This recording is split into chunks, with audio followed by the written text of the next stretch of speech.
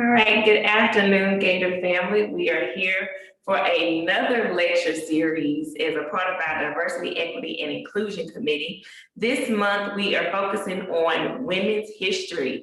And the topic of this series, or the title of this series, is Trailblazers. And we're looking at trailblazers in women's history from various standpoints. We're going to be looking at areas like women in STEM, also looking at women who've made an impact at our college, North Shore Technical Community College. And we'll also be looking at women in our community who have made a huge impact in the health sciences. So we're super excited about the series, but today's topic is going to be unruly women.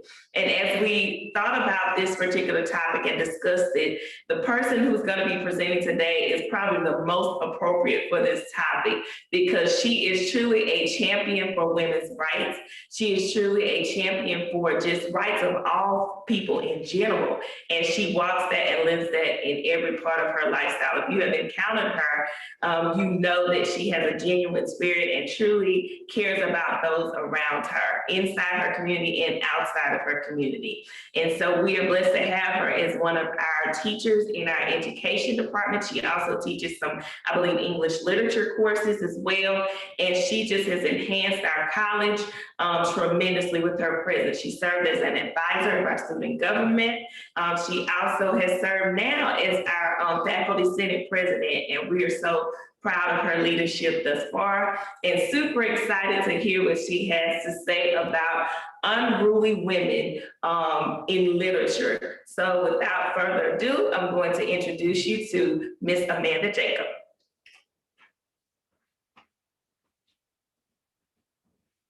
Thank you, Dr. Montgomery. I am so excited to be doing this talk today because I have always loved women's literature, and anybody who's met me or been in the classroom with me knows that I could probably drone on forever. So given this task of blazing new trails, one of the things I really thought about is how that truly connects to literature and specifically women's voices. Oh, sorry, going backwards. Sorry, I have technical difficulty on the part of the presenter. So I wanted to start by talking about expectations of women and why women were considered unruly for those who published. So we've probably all heard the quote, "Well-behaved women seldom make history." This is credited to a literary scholar, Ulrich, who really looked at how women in the Puritan era used their voices. Now, what's interesting is that in the Puritan era, to be a well-behaved woman meant that you were very religious and you raised your children and you were a good wife and a good mother. This continues on into the Victorian era, where in this middle picture on the slide, you'll see an actual piece from a publication which taught women how to behave and how to amuse others. Women were often taught, but not in how to read and write. They were actually focused or designed to focus on how to entertain. So women were taught piano. They were also taught things like stitching, cross-stitching. So a woman who was unruly was one that was ill-disciplined, not fit for society. So we're going to look at those women because these are the women that have truly blazed the trails. Now, funny enough, Jane Eyre, written by Charlotte Bronte, which is now considered a premier piece of literature, when she first wrote this, she was actually communicating with a poet named Robert Southey. Robert Southey cautioned Charlotte Bronte to stop writing. He even told her in a letter, "Literature cannot be the business of a woman's life and ought not to be. The more she is engaged in her proper duties, the less leisure she will have for it." That's in 1837. In 1854, we have a poet named Coventry Patmore. He actually writes a poem called Angel in the House. In that poem, he says that women are angels if they're good mothers and good housewives. He credits his wife with being an angel because she's always subservient to whatever he says. Now in 1931, we get an author, Virginia Woolf, who is a trailblazer in her own right. She writes in an article, "Killing the angel in the house was part of the occupation of a woman writer. For Virginia Woolf, the women who kill the angel or who refuse to be disciplined and compliant, these are the women that make room for new voices in literature." In 1983, a scholar named Joanna Russ writes a book called How to Suppress Women's Writing. Now, she's purposely being satirical, but she does address the history of women writers, and she says women were not taught to read and write. Women were excluded from the clubs and societies where literature was discussed.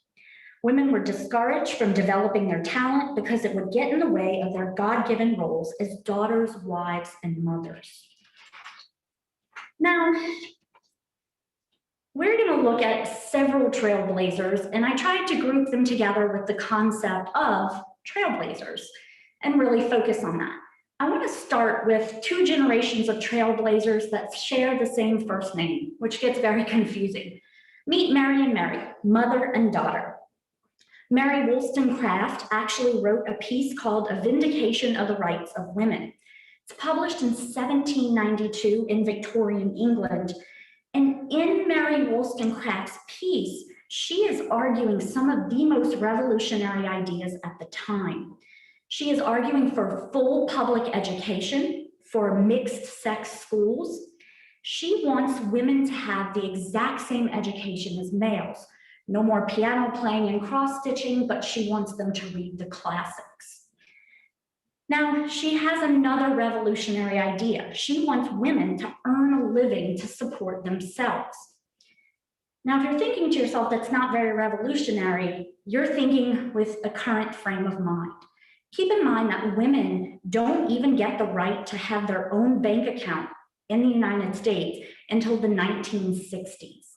So in 1792, to be a woman asking for the right to support yourself without relying on a husband or a father for money is absolutely groundbreaking and trailblazing. Now, Mary Wollstonecraft gives birth to Mary Shelley. And when she gives birth to Mary Shelley, she only lives a few days extra, and then she goes on to die due to the results of childbirth. Mary Shelley only gets to meet her mother through the writings of her mother.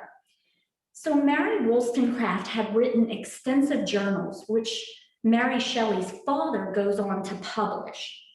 Mary Shelley, the daughter, consumes these pieces, and she gets to know her mother, and she meets her mother, the trailblazer, who argued for women's rights.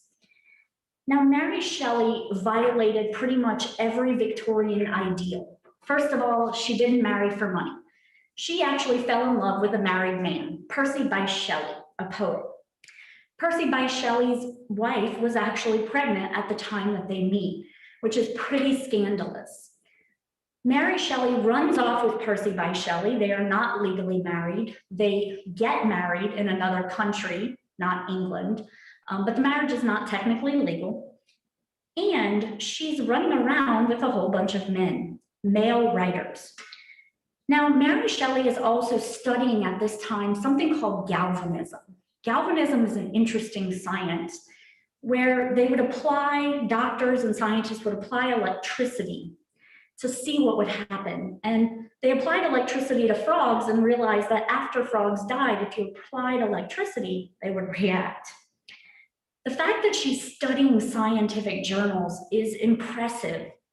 She was not formally schooled. She schooled herself. Now, Mary Shelley, I always think of her as the mother of monsters. So she is going to give birth to a piece of literature that is still to this day impacting the world of literature.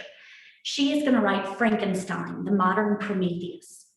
In this book, she's going to use the character of Dr. Victor Frankenstein. That's a tongue twister. Dr. Victor Frankenstein, and she's going to paint him in the 1818 version as a monster because he has usurped the creator's role. He has taken over God's role and he has created life. In the foreword of her book, she says, "Frightful must it be For supremely frightful would be the effect of any human endeavor to mock the stupendous mechanism of the creator of the world. She gives us a monster as a man. And not only does she give us this monster, but she actually does put her name on this book, not until 1835. In 1818, it is published anonymously. This work is going to go on to influence horror novels, sci-fi, Gothic novels, and if you've ever turned on a TV or been to a big screen, you've seen some version of Frankenstein played out on the big screen. Now, the next group of trailblazers really tie into defining a trail. So there's this movement in literature called the regionalist movement. It takes place in the United States from about 1865 to 1895. We're going to talk about 3 authors in this case. We have Kate Chopin. She's our first one on the left side of the screen, my left, I'm not sure if it's your left. And she has a lot of different pieces, but what makes Kate Chopin unique is she's actually born in St. Louis, Missouri. She is the great-great-granddaughter of the first woman to get a divorce in St. Louis, Missouri. That's a big deal. Women really couldn't get divorced. She is raised primarily by women who encourage her to be educated. They encourage her to read and write. Kate Chopin does marry a pretty wealthy planter from Louisiana named Oscar Chopin. After Oscar Chopin's death, Kate Chopin takes over the business. She is a young woman with young children running a business and living her life. Now, even when her husband was alive, she was pretty much living her life the way she wanted. She was not going to be controlled, which remember, unruly, no control. Now, she writes a book called The Awakening, and that's in the picture with her.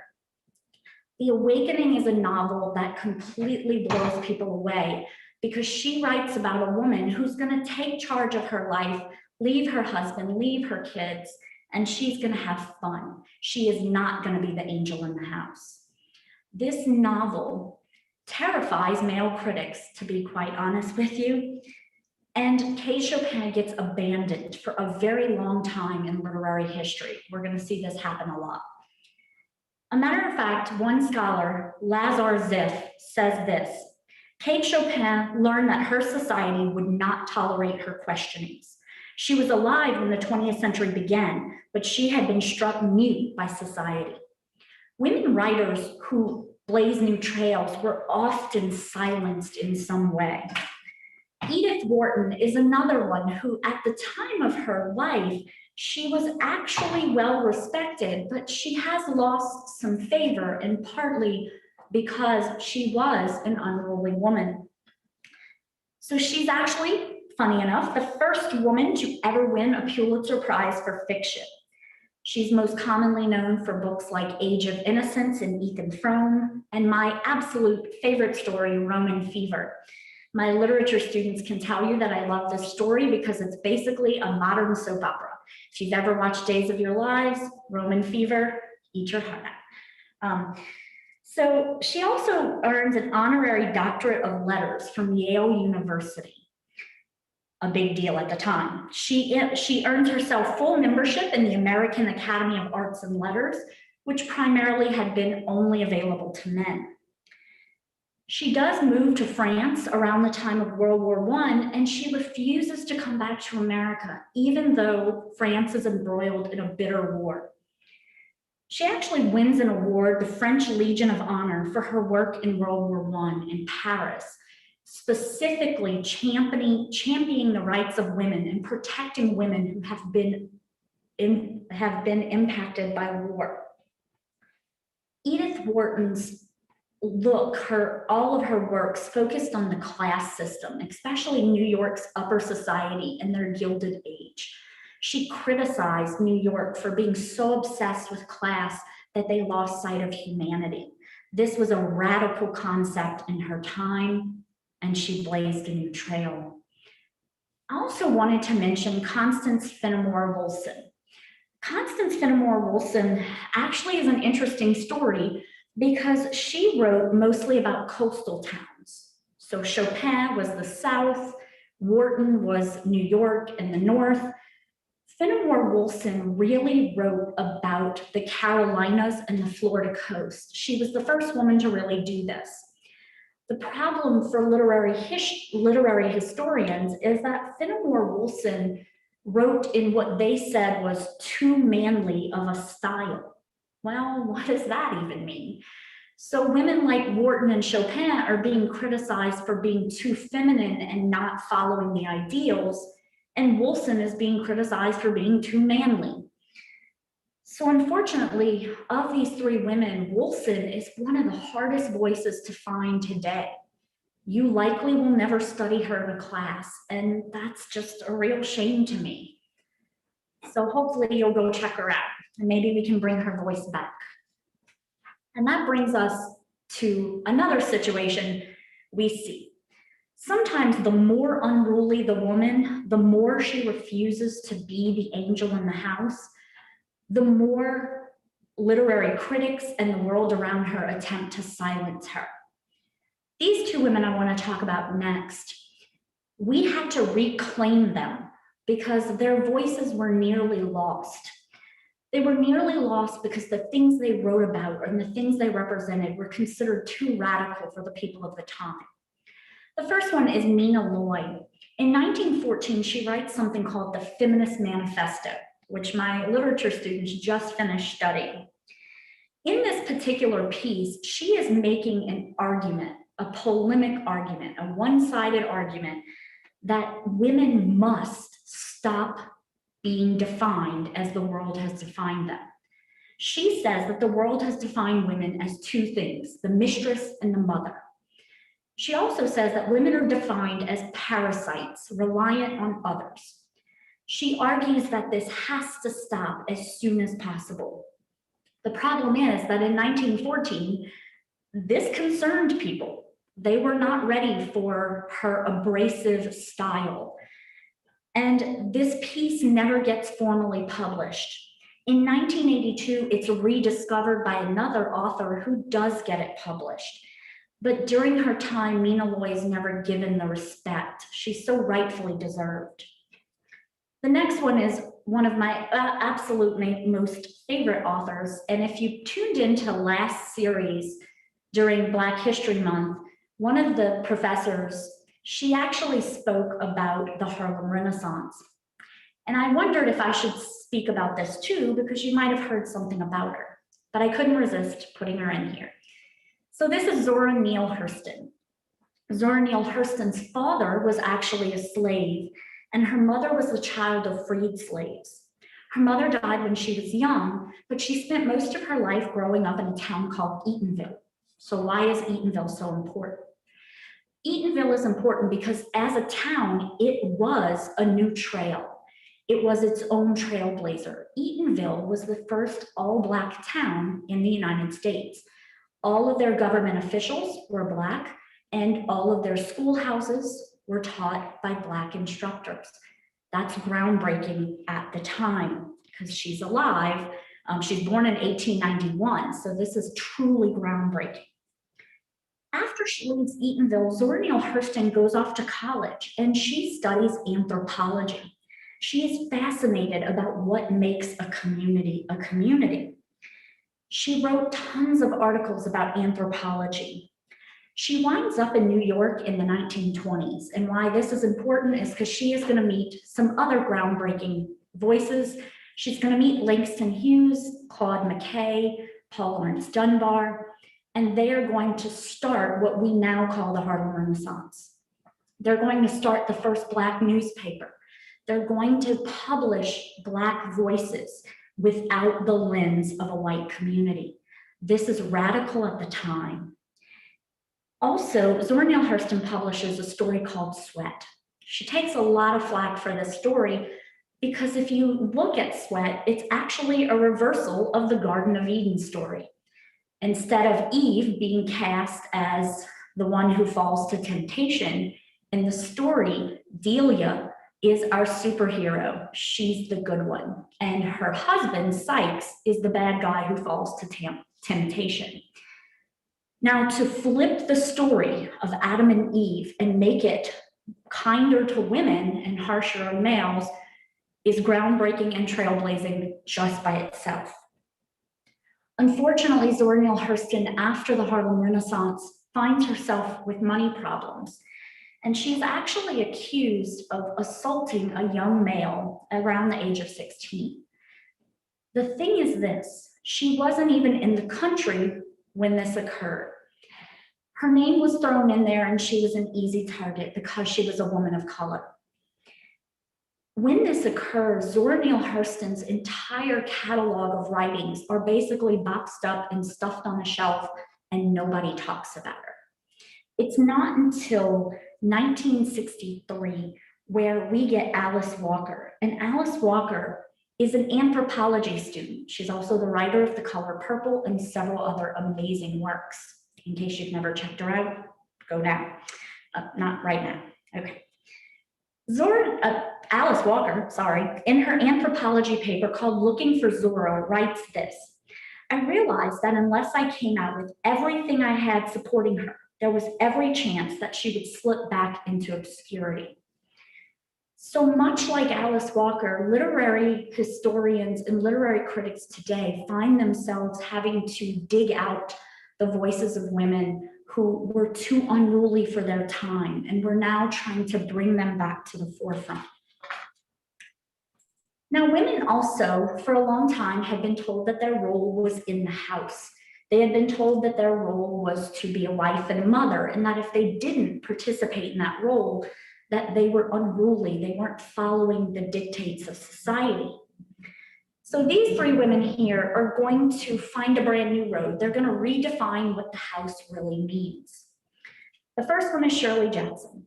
And if you've had a literature class with me, we've spent an obsessive amount of time on her, probably more than I should.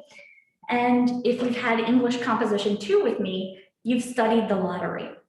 This is Shirley Jackson. So first of all, I want to talk about The Lottery. The Lottery is a story that has radical ideas regarding tradition.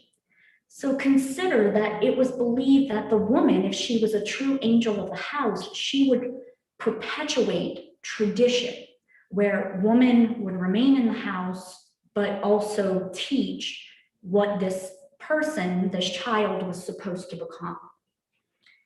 The Lottery explores tradition and asks us, how good is tradition?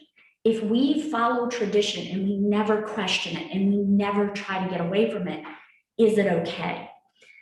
Now, The Lottery, if you have seen any of the Hunger Games movies by Suzanne Collins, then take a good look at Shirley Jackson. She's the reason you have that story.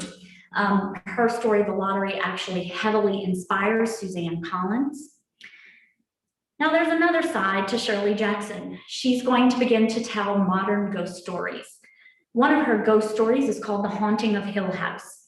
If you've watched the Netflix series, The Haunting of Hill House, or even The Haunting of Bly House, those are both designed after her style of writing. They're not exact to the story, but it's close.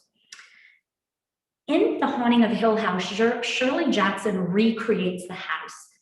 One of the lines in the story actually says, some houses are born bad. Well, that's an interesting concept. She's making the house an actual character, and she's making it a scary place to be.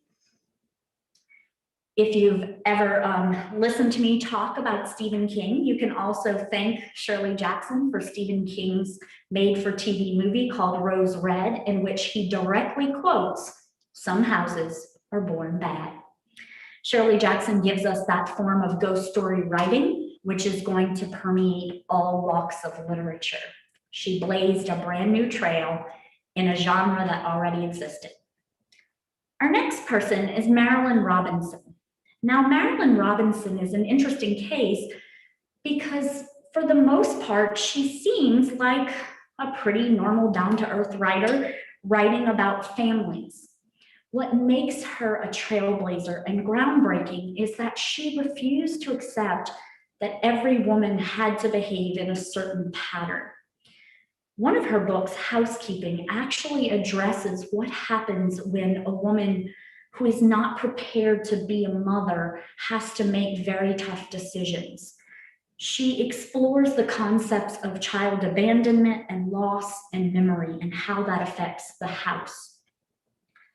In that book, she says, families will not be broken, curse and expel them, send their children wandering, drown them in floods and fires, and old women will make songs of all these sorrows and sit on the porch and sing them on mild evenings. She is not going to be told what a house has to be. Marilynne Robinson's going to take that definition and she's going to put it just the way she wants it. Our last one is Dorothy Allison. Now, years ago when I was working on my master's degree, I actually stumbled on her. She was not somebody that was taught in any class I ever took, but I was working on some papers and she came up. And one of her novels was groundbreaking in the fact that it redefined poverty and class in America. So she addresses her own upbringing in rural South Carolina. She wrote a book called Bastard Out of Carolina, and that book is loosely autobiographical, talking about her own experiences. In that book, the main character is a victim of child abuse. And that child is also a victim because on her birth certificate in 1949, her mother was unmarried and her birth certificate was stamped bastard. That one word affected her entire outlook on life.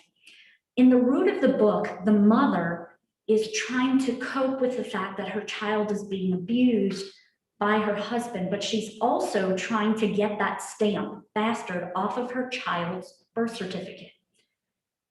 This is a groundbreaking concept because women were expected to write pretty, happy things. And much like Shirley Jackson and much like Marilynne Robinson, Dorothy Allison is not going to tell the pretty story. A matter of fact, one censor said that she should cut out all the harsh scenes in the book Bastard Out of Carolina.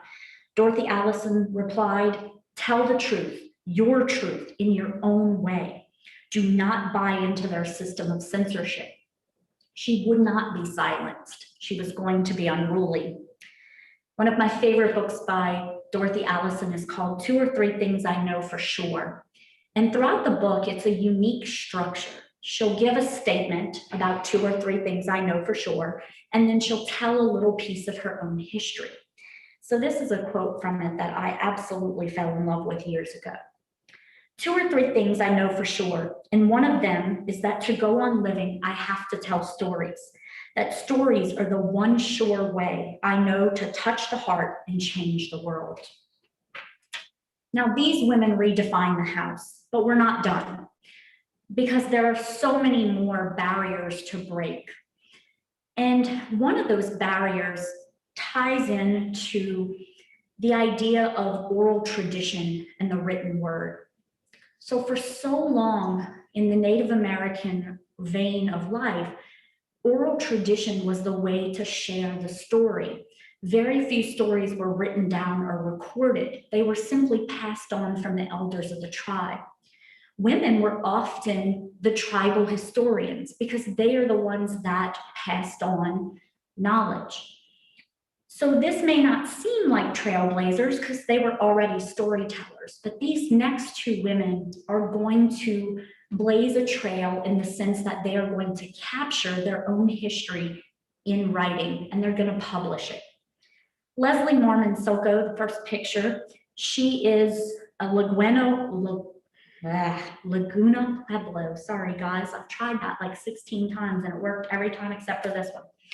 A Laguna Pueblo Indian. She is part of the first wave of the Native American Renaissance writers. She is actually the first female Native American novelist. In 1977, she's going to publish a groundbreaking book called Ceremony. In that book, she's going to blend tribal stories, tribal history, new stories, fiction, and poetry. And she's going to weave them all together to address the topic of ceremonies and how important they were in Native American culture. Silko took a lot of backlash from her own tribal members because they felt like she had breached protocol by sharing her story and the story of her people with white America. This became a big issue within her tribe, but eventually Silko really brought to light that the Native American culture had so much to share with the rest of the world. So Silko is still writing today. The second picture is Nyla North's son. Now, she's kind of a fun one because in the world of literature, when I went to school, we probably would have never studied her because most of her publications were online through blogs and newspapers, mostly Native American newspapers. She is a Shoshone Chippewa Indian. She's considered part of the second wave of the Native American Renaissance. Her poems, what I love about them is they talk about real life on and off the reservation. So she has poems such as Angel Tree, Walmart, and I Gotta Be Indian Tomorrow. Walmart addresses the fact that in many Native American reservations, Walmart came onto those reservations in order to avoid taxes, and it somewhat helped the Native Americans, but at the same time, it wasn't part of their tradition. So Nyla North's son is still publishing. You can find her stuff. She has, in the past couple of years, gotten a couple of books of poetry published, but you can find her online, and she's got some really good stuff. Now, if we're going to talk about women trailblazers, we also should talk about the immigrant voice. For a long time, authors who were immigrants and male, even they had a hard time getting their works published. There was a privilege given often to white male voices. So to be a woman and to be an immigrant or the child of an immigrant was kind of a double-edged sword because then you had two things going against you. These four women represent some of the immigrant voices that we get a chance to engage with today. Please understand that I am just scratching the surface. My hope today is just to introduce you to some voices that you'll go and check out. So we have Gloria Anzaldua on the top left. Gloria Anzaldua is going to write a groundbreaking theory book called Borderland, La Frontera, the New Mestiza. In it, she is going to address the fact that many think for women, writing is dangerous because we are afraid of what the writing reveals, the fears, the angers, the strengths of a woman under a triple or quadruple oppression. Anzaldua is going to talk about what it means to be from two cultures and to get trapped between those two cultures. Her parents are Mexican, and she is now living in America, and she is expected to be Mexican and American at the same time. So she talks about the culture clash and how one has to navigate that. On the top right, we have Sandra Cisneros.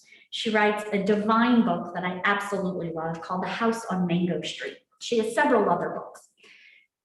One of her collections of short stories actually looks at what it means to be a child, and she does it from a child's perspective. So she writes a short little piece called My Name, where she addresses the fact that her name, and actually she's talking about the name Esperanza, where the name in one culture means one thing, but when you try to Anglicize it or make it English, it means something very different. And she talks about how she has to navigate that as a child, but she does it with a child's voice. So it's a very unique perspective. It's really groundbreaking. Our two ladies at the bottom are Amy Tan and Maxine Hong Kingston. Amy Tan and Maxine Hong Kingston are both Chinese American authors, both first generation American. Both of them, their parents were born in China. And both of them talk about what it means to be the child of Chinese immigrants, what it means to be hated for a past and trying to create a new past. Amy Tan focuses on the relationships between mothers and daughters. In the Chinese culture, sometimes a very complex relationship. You should check out the Joy Luck Club. And they actually did make a pretty decent movie out of it. Normally, I don't advocate for the movies. but I'll advocate for it this time because it's actually pretty good. Maxine Hong Kingston writes one of my most favorite books called The Woman Warrior. In it, there's a story called No Name Woman, where she talks about what happens to women who violate the rules in her culture. Women who violate the rules have no voice. They are forgotten. And she tries to reclaim those voices.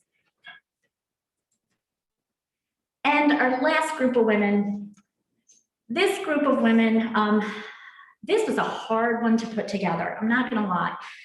There was one point I had like 10 people on this slide and I figured there's no way I could address all 10. So I'm not gonna lie, I took my top 5 so you get to learn a little bit more about my brain and how it works. So the first one all the way to the left is Audre Lorde. She describes herself as a Black lesbian mother, warrior, poet.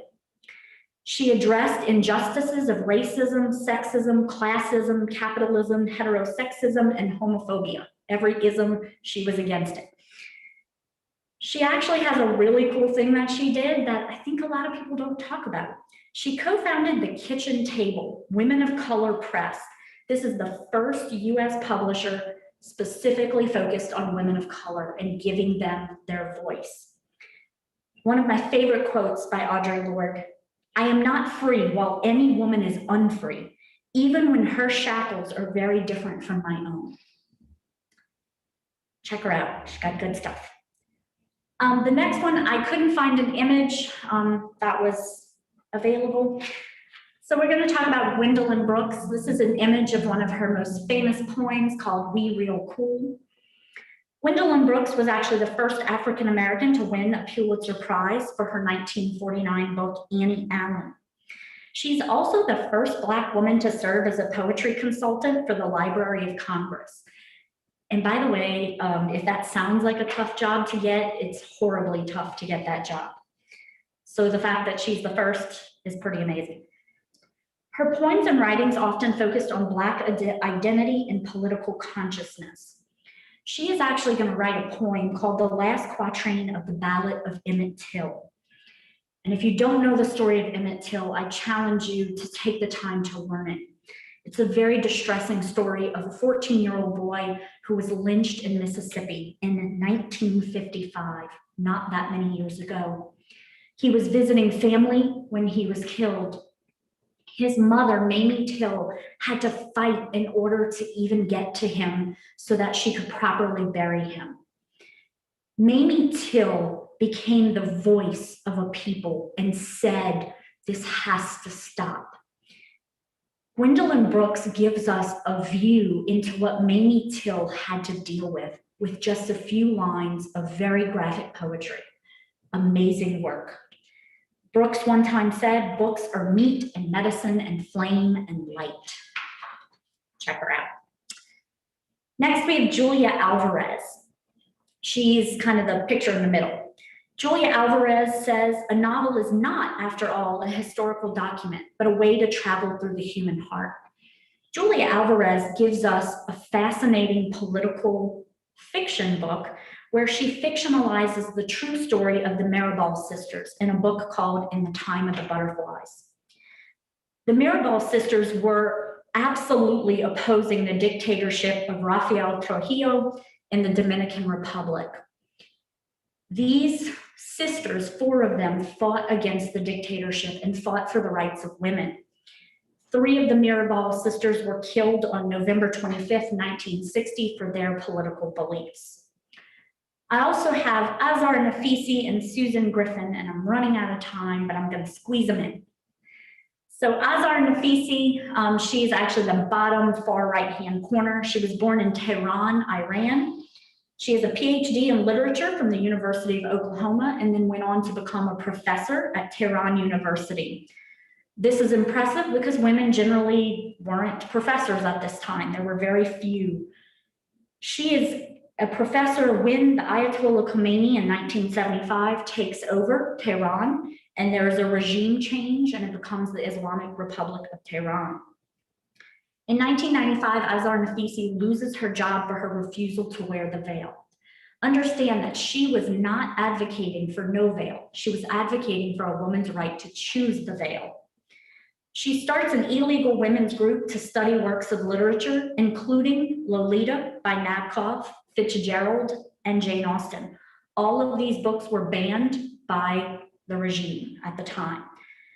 In 1997, she moves to the US and she begins writing a book. The book is called Reading Lolita in Tehran, about her experience. She says, "It is only through literature that one can put oneself in someone else's shoes. If you understand their different dimensions, you cannot easily murder them." And our last one, top right, Susan Griffin. 1993, she releases a book called A Chorus of Stones. It's a fascinating book that looks at war and gender. She uses journal entries from an SS soldier, Himmler. She uses pieces of diaries from the guy Paul Tibbets, who actually helped drop the atomic bomb. And she takes the stories of everyday citizens and she weaves them together to tell the story of women in war. So I know I crammed a whole lot of information into 30 minutes. So this is just a quick works cited.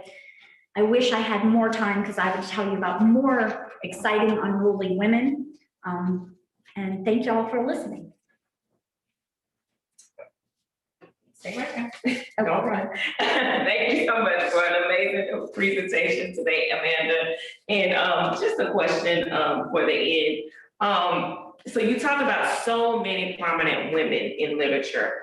And one of the consistent themes of these women is they gave a voice.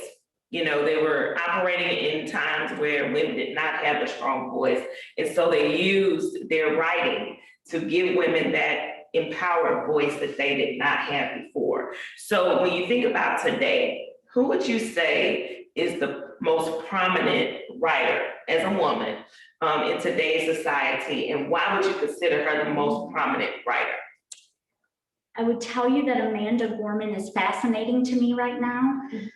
Her youth and her exuberance and her desire to continue being a voice makes her really exciting to watch. I would tell you there are tons of women who are doing such cool, unique things.